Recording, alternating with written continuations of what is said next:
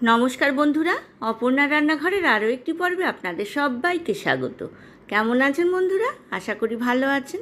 আজ চলে এসেছি ওলকচুর ঘন্টের রেসিপি নিয়ে। গোবিন্দভোগ চাল দিয়ে সম্পূর্ণ নিরামিষভাবে কিভাবে আমি ওলকচুর ঘন্ট বানালাম চলুন দেখে নিই। 250 গ্রাম ওলকচুকে আমি ছোট টুকরো করে কেটে সামান্য একটু ভাপিয়ে নিয়েছি। তার সঙ্গে 2টো আলু ছোট টুকরো করে কেটে একটু নুন দিয়ে ভাপিয়ে নিয়েছি। এইবার গ্যাস ওভেনে একটা কড়াই বসিয়ে দিয়েছি 2 টেবিল স্পুন সর্ষের তেল। প্রথমে ওলকচুটাকে কড়াইয়ের মধ্যে দিয়ে দিলাম 1/4 টিস্পুন নুন আর 1/4 টিস্পুন হলুদের গুঁড়ো।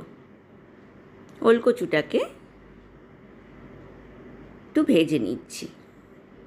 এমনভাবে সেদ্ধ করব যাতে ওলকচুটা ভেঙে না যায়। ভাজা হয়ে গিয়েছে ওলকচুটা, আমি কড়াই থেকে একটা বাটির মধ্যে তুলে রাখলাম।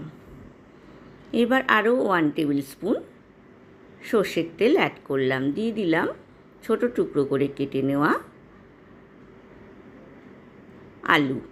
আলুটা কিন্তু আমি ভাপিয়ে রেখেছিলাম। এর মধ্যেও আমি দিয়ে দিলাম 1/4 টিস্পুন নুন আর 1/4 টিস্পুন হলুদের গুঁড়ো। গ্যাসের ফ্লেমটা আমি লো টু মিডিয়াম রেখেছি। আলুটাকেও খুব ভালোভাবে আমি ভেজে নিলাম।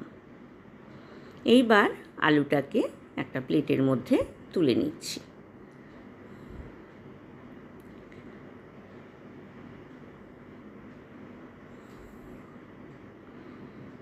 এইবার কড়াইতে দিয়ে দিলাম আরও 1 টেবিল স্পুন সর্ষের তেল। ফোড়নে দিয়ে দেব 1/4 টিস্পুন মেথি, 2টো শুকনো লঙ্কা আর একটা তেজপাতাকে আমি ছিঁড়ে এখানে ব্যবহার করেছি।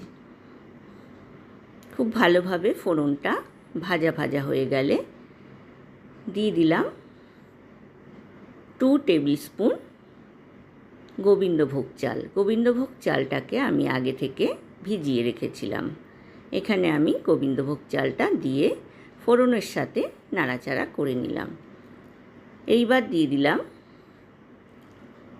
1/2 টিস্পুন হলুদ গুঁড়ো, 1/2 টিস্পুন কাশ্মীরি লাল লঙ্কার গুঁড়ো, 1/2 টিস্পুন জিরে গুঁড়ো আর দিয়ে দিলাম স্বাদ অনুযায়ী নুন। আর দিয়ে দিলাম 1 টিস্পুন আদা বাটা। গোবিন্দভোগ চালের সাথে সব মশলাকে মিক্স করে নিলাম। দিয়ে দিলাম 1/2 কাপ একদম গরম জল।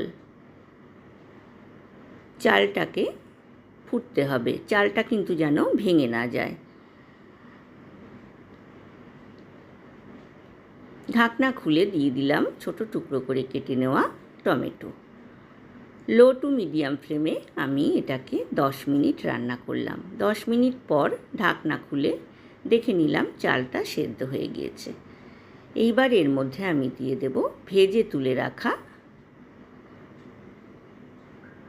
ওলকচু আর ভেজে তুলে রাখা আলু। বন্ধুরা যারা প্রথম থেকে আমার সঙ্গে আছেন তাদেরকে অনেক ধন্যবাদ। আর যেসব বন্ধুরা প্রথম আমার চ্যানেলে ভিজিট করছেন তাদেরকে আমার চ্যানেলে স্বাগত জানাই। রেসিপিটা ভালো লাগলে লাইক, কমেন্ট, শেয়ার করতে কিন্তু ভুলবেন না। পাশে থাকা বেল আইকনটা প্রেস করবেন, তাহলে আমার নতুন নতুন রান্নার নোটিফিকেশান বা আপডেট কিন্তু আপনার কাছেই প্রথম পৌঁছবে। এইবার দিয়ে দিলাম ভেজানো ছোলা আর দিয়ে দিলাম চিনি 1/2 টিস্পুন। চিনি, নুন এটা কিন্তু আপনারা আপনাদের পছন্দ মতো ব্যবহার করবেন।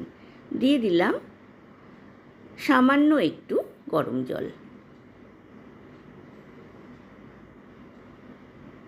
ঢাকনা দিয়ে লো টু মিডিয়াম ফ্লেমে হতে দিলাম। দেখুন পুরোটা কিন্তু শুকনো হয়ে গিয়েছে।